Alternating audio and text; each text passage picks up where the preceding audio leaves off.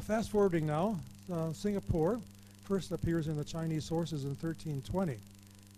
Long Yaman does. This is when the Mongol envoy again went overseas, went to South Vietnam and Champa. He went to Cambodia and came here. These are the three places on the route. Two places up north and then straight down to the Dragon's Tooth looking for elephants.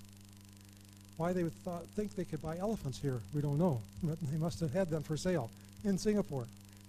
So come and get your tame elephants. And so this is the first mission to the Singapore area. And 3 years later, Bintan was the first one to respond. So Queen Sakidar Shah sent a mission back. It would seem like to China 1323.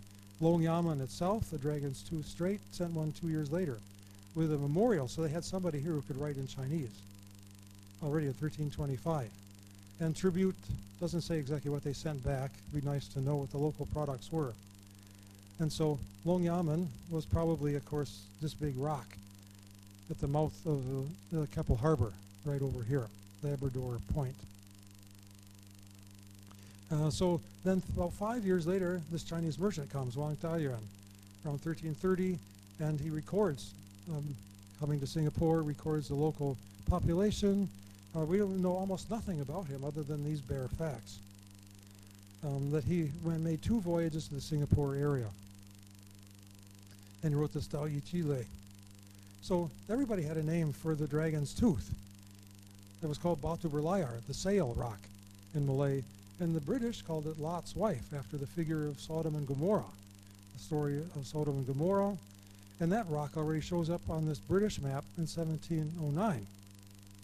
This is in the British Library, and it shows Lot's wife sticking up out of the water. So exactly like the Batu Berlayar or the Long Yaman.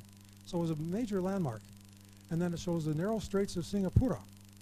As you ride there, both openings, so they were already, this is like 6 years after Captain Hamilton was offered Singapore for free, but couldn't take it. But 6 years later, somebody went through and charted it, so there was some interest, but it's still another 109 years before Raffles followed that up. But this is the oldest kind of British evidence that they were paying attention to the Singapore area. Whether Raffles knew about this, I severely doubt.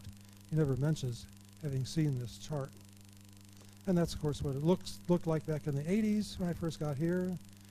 And Wang Dayuan describes it as the place where the 2 mountains of the Temasek natives are. There's a water course between them.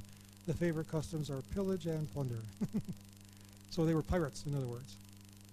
And so we have a fairly good idea of the topography of Singapore from the Chinese sources of 1330, Wang Dayuan. The 3 places. Temasek is the whole area. Then there's the 2 places, the Dragon's Tooth Strait and Panchur, spring of water, or Pantsu.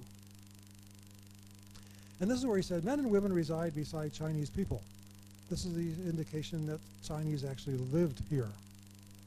And then he talks about what they wore, their clothing, so quite detailed descriptions. You could have your students draw pictures of what people might have looked like wearing these costumes, the colors.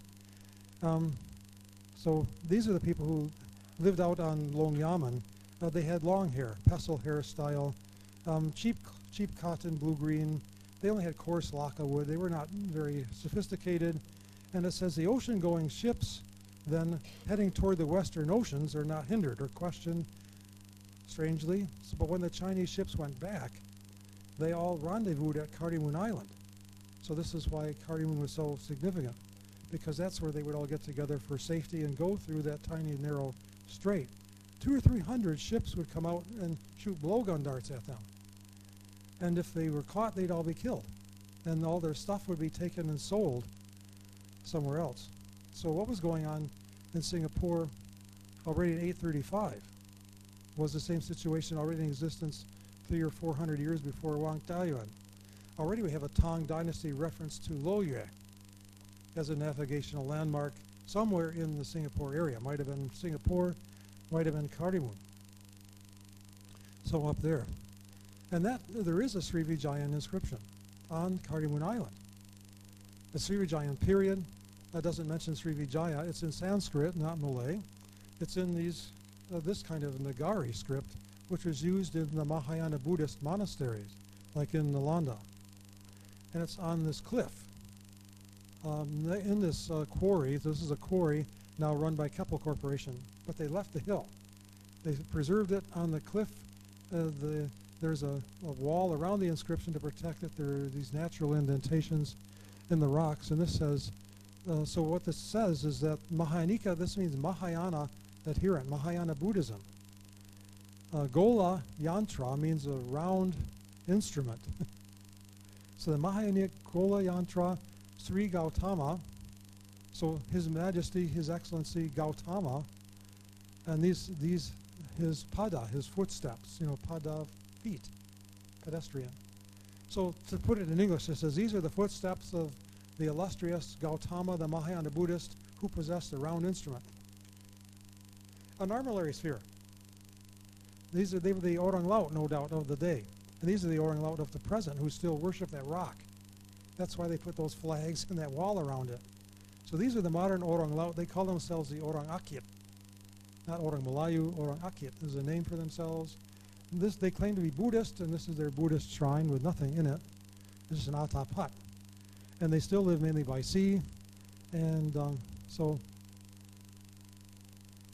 there was a Srivijayan inscription in this Mahayana Buddhist kind of context. And this guy was bragging that he had this big navigational brass instrument. And that's all it says. But obviously this was part of the Srivijaya system of probably monitoring traffic and trade going through the Straits of Malacca in the 9th or 10th century based on the script form. So now this is the, sorry, this picture has gotten in the way. This is about Bansu. So these are the two locations there. See if I can move that out of the way. So it mentions there were these two locations in Singapore. One was where the pirates lived, and then he's contrasting it. Let's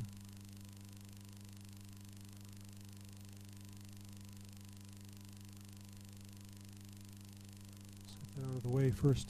So the people who lived on the Bansu place, that was the hill of Singapore.